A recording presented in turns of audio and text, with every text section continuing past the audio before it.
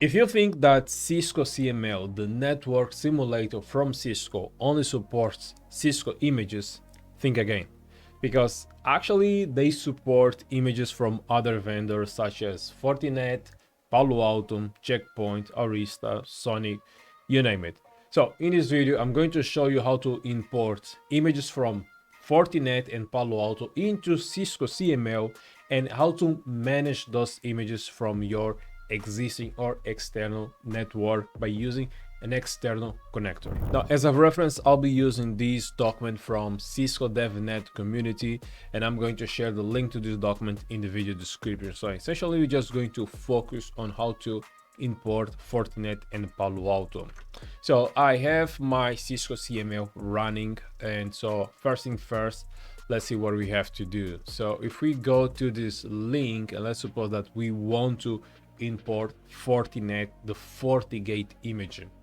So we should go to node definitions and Fortinet, and we have here Fortigate, and we have this file. So we have to download this file, the Fortigate YAMO file.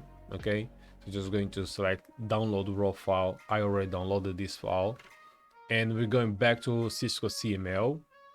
We click on tools, node and images definitions, and here on node definitions we're going to import, and we're going to select the file, the Fortigate YAML file. Okay, next we're going to select go to node definition. So there are a couple of things that we probably might have to adjust. So let's see, it's going to consume 1 gig of RAM and 1 CPU.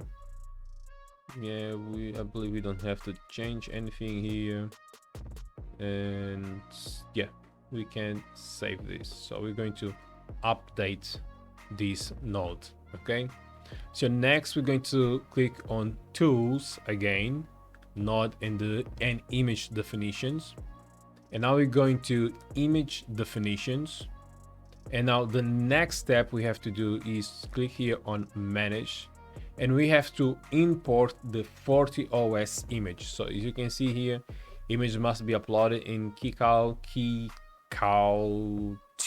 or IOL format. And in order to get this image, you have to download from FortiOS, from Fortinet support website, not FortiOS. So this is the link, and you have to create an account on Fortinet, and you'll be able to download the FortiOS file. Now, I already get this file, so I'm just going to upload the image. Okay, done. And I'm going to create a new image definition. So I'm going to select here, and the ID, I'm going to copy the name from this file. So it's going to be Fortigate. Label,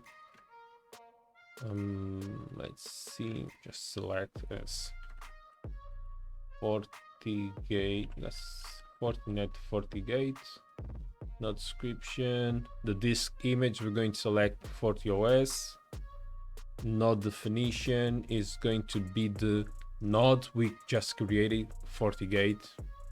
Okay, it's going to pop up with these options. Memory is going to be 1 gig, 124. Let's just double check that.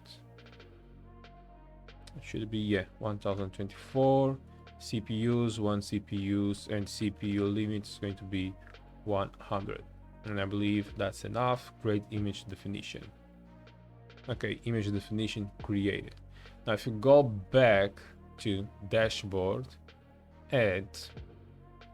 Now if we click here on nodes, you should see that now we have a Fortigate node, and we add these. Okay, so let me power on this node. Let's start this. Hopefully it should turn to green. Yeah, and so let's access the console, open console,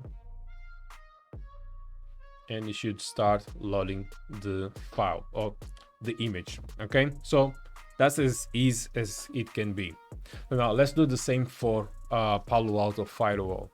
Let's go to tools, node and image definitions, import. So the same thing, is it node? Yes, we're going to import. So I need to get the file, and the file for Palo Alto. So it's here. So we just have to download the PanOS YAML file. And I already got this file. So I'm just going to go to node definition. Just going to complete there. I'm not going to change anything here. Yes, and just update. Okay, so next let's go to tools again, node and image definitions. Image definitions. We don't have a Palo Alto image, so we're going to manage, and we're going to upload the key-cow file for the PanOS, and I'm going to upload this image. Okay, the file was uploaded successfully, so now let's create a new image definition. Again, for ID, just going to copy from this file, PanOS, and label is going to be Palo Alto. And this image, I'm going to select PanOS file and node definition, and going to select PanOS 10. Now for Linux native simulations, so if we go here, it says it should be 4 gigs, and CPUs, this should be 2 CPUs. CPU limits 100, and everything yes we're going to leave as default, and we're going to create the image definition, and it's done. So if we go back to dashboard, our running lab, we're going to select to add a new node. You should see the PanOS node here. Okay, so I'm just going to start this node, and hopefully it should run without any problem. So it's running now. So let's open console. Now this is Fortigate.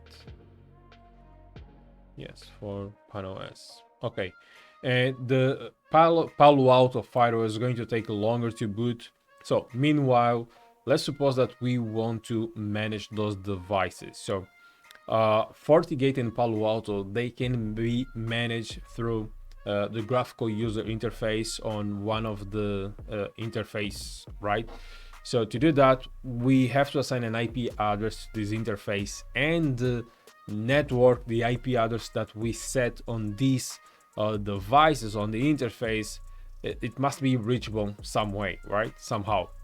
So I'm going to, let's suppose that I want to manage these devices by using my existing external network that is outside of Cisco CML. Okay, so how do I do that? So first I have to add, let's see, an external connector. Let me drag and drop this here. Now I'm going to select this external connector, and I want to change something here on config. So before connecting anything, you have to change this, and by default it's going to be in this option, NAT. Now I'm going to change to a different NIC or interface that I have on my Cisco CML. So I have two interfaces on this image, on this VM. So I'm going to select bridge one. In my case, this is the interface that I want to use. So I'm going to select this one. And now I'm going to start the node. Okay, I'm going to, now let's add a link from Fortigate to the external connector. Okay, and it's connected. So now let's go to Fortigate and see if we can configure the interface and manage this Fortigate from outside the Cisco CML. So by default, the Fortigate credential is admin password blank. So now I'm going to set a new password. Okay. Okay, done. So now I'm going to change the interface. I'm going to select, probably it was port 1. So first I have to change the mode to static, because by default it's set to DHCP.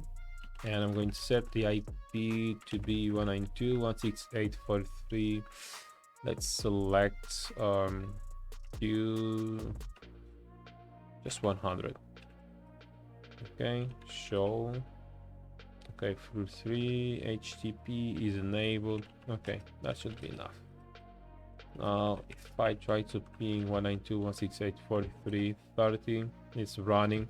So this means that Fortigate is able to reach devices that are outside of Cisco CML. So essentially means that I can reach the Fortigate also from any other network outside of Cisco CML. Okay, so now if I try to reach this Fortigate by using a different VM, so that should be HTTP 192.168.43.100, and I should be able to reach the Fortigate firewall using the external connector. Okay, so I'm going to configure this later. Okay, and this is it. This is how you deploy images from other vendors into Cisco CML, and how to connect to these images outside of Cisco CML. So if you took value from this video, don't forget to subscribe, hit the like button, and I'll see you on the next one.